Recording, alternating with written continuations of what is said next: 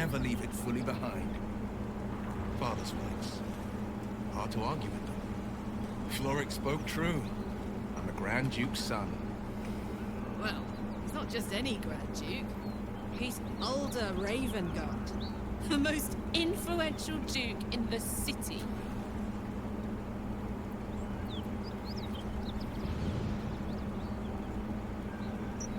Thank you. That means a lot.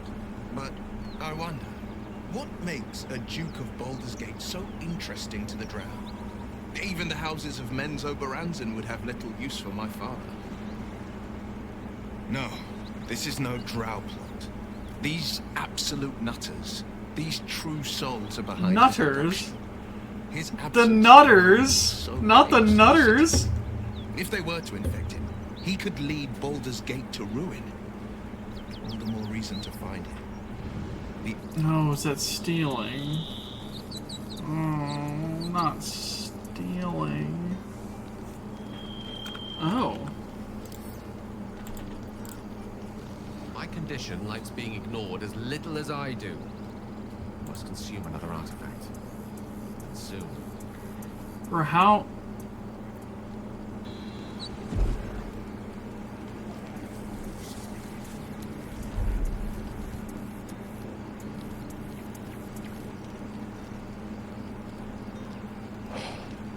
Good gods. It hardly has any effect. Oh, Mister, have mercy on us all. Listen, I need to speak to you, to all of you. It'd be unconscionable of me to remain silent. Might just be about to remedy that. You have to know who I was. You have to know who I really am. What I am is a walking shadow of the promise I once held. What one might call a wizard prodigy. Who from an early age could not only control the weave, but compose it. Much like a musician or a poet. Such was my skill that it earned me the attention of the mother of magic herself. The Lady of Mysteries. The goddess Mystra. She revealed herself to me and she became my teacher. In time she became my muse. Oh. And later even my lover. Ah.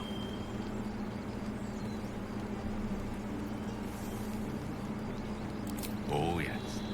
We enjoyed each other's company. Body, mind, and soul. But even so, I desired more. You see, no matter how powerful a wizard we mortals can become, we never scratch more than the surface of the weave. Mystra keeps us in check. There are boundaries she doesn't let us cross. Yet, every time I was with her, I stood on the precipice, gazing into the wonders that lay beyond. I sought to cross her boundaries.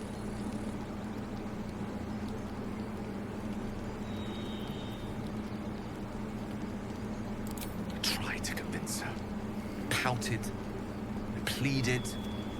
Swore my ambition was only to serve her better. She only smiled and told me to be contented. Inconceivable as it seems to me now, I shared a bed with a goddess. Yet I wasn't satisfied. So I sought to prove myself worthy to her instead. We come now to the crux of my folly. Shall I share the story behind it, or would you rather head straight to its sordid finale? Got time to listen. Very well. I'll save his history for another time, but the gist of it is that he sought to usurp the goddess of magic so that he could become a god himself. He almost managed, but not quite. His entire empire, Netheril, came crashing down around him as he turned to stone. The magic that was unleashed that day was phenomenal. Roiling like the prime chaos that outdates creation.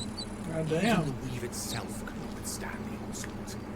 It fractured, shattered, and all magic was lost to the mortal realms. Until the day Mystra returned. She restored the weave, reuniting all its scattered shards. Also I thought. Until, in the course of my studies, I learned of a book. A Netherese tome in which a piece of the fractured weave had been sealed beyond her reach. Through and becomes part of you. And God says it ever hungry.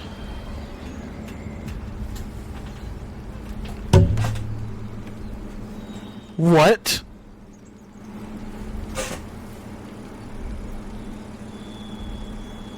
Thankfully, the moment I absorbed the fragment wasn't enough to kill me outright. It was only the beginning. Good God. This Netherese blight, this orb, for lack of a better word, is Orb. boiled up inside my chest. And it needs to be fed. As long as I absorb traces of the weave from potent enough sources, it remains quiet. But never to fully destabilize.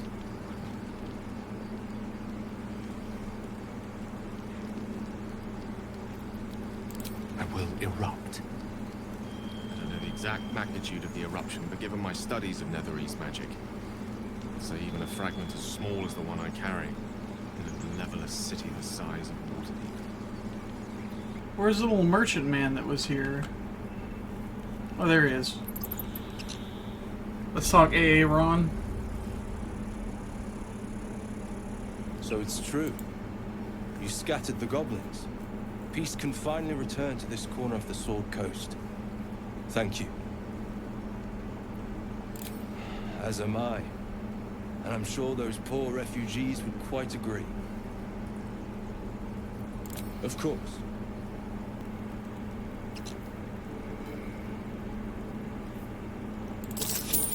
You'll need it. Place it among the pedestals inside our library. When the wolf glows brightest, everything in the vault below will be yours. Hey, yo. That's not very nice of you. Watch me fail. Nope. We've whipped and nay-nayed, chat. We're allowed. We can do it. Spur bristles. He wants to jump, wants to bite. His eyes dart back and forth as he sniffs the air. He can't see them anymore, but he can smell them. Many, many strangers. The wolf bares his teeth. He doesn't take orders from you. He would chase you down if not for his master. Cool.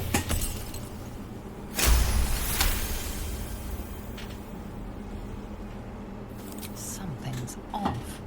This creature isn't what it appears to be. No.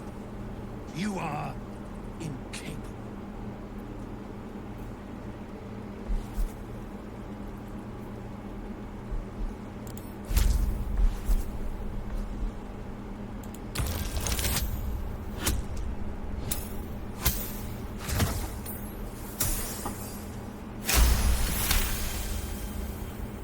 Okay. I'll tell you this much. I'm going to Baldur's Gate, with or without the rest of these poor sods. Now, that's all I have to say besides, and I really mean this. Move. Alright, bud. Move along. Got him.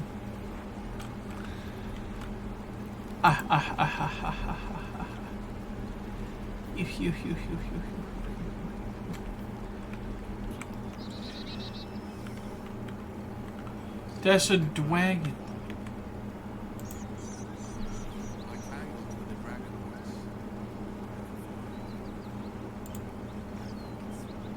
What are you doing? Hold up before they see you, Gresham. Nobody. Just another harassing fool trying to get to Baldur's Gate in one piece.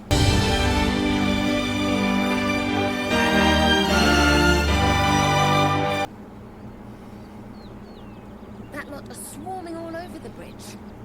I don't know what they want, but it can't be good. I'm going to find another way around. You ought to do the same. I doubt a fight against them would go your way. What? Just follow you around? I go my own way. Alone. That's it. I'm getting out of here.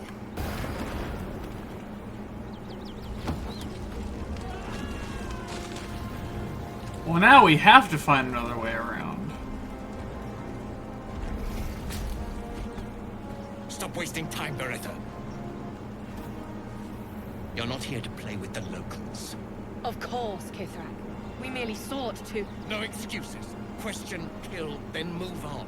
Find the weapon. Our queen watches us. Fail her at your peril. Stay clear of those Gith.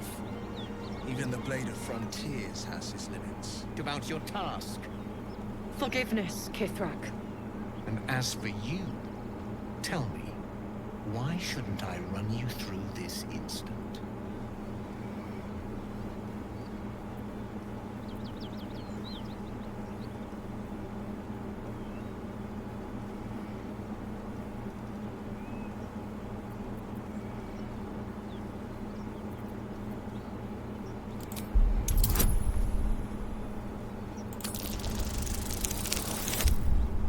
All right.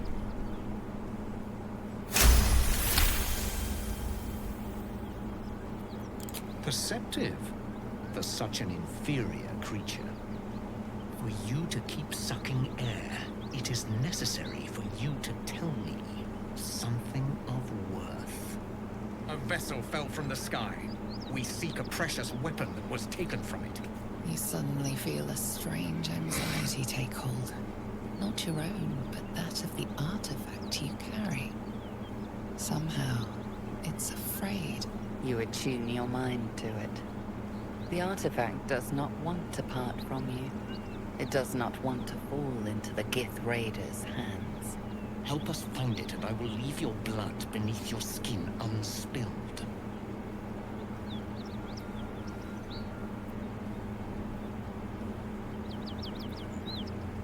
Do not speak. Your bleating offends my ears. Just stand still. He begins to move his hand in a quick flurry of gestures.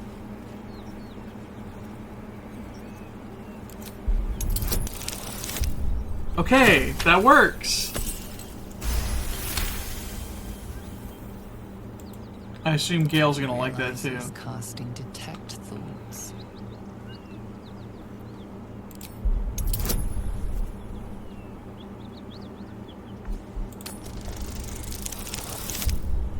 All right.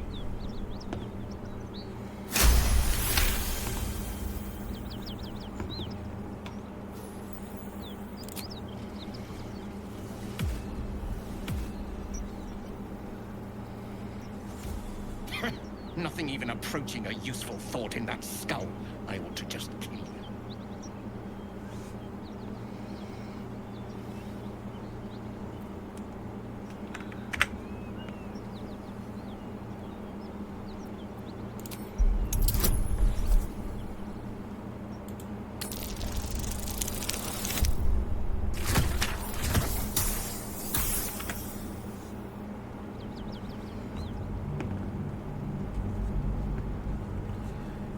First checking your IRL search history.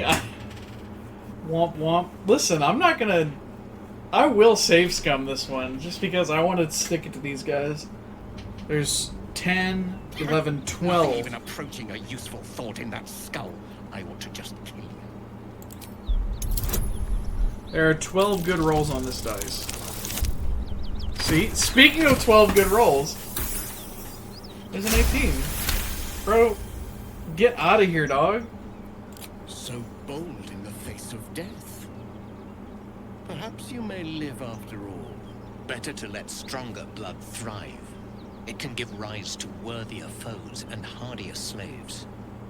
Don't disappoint me.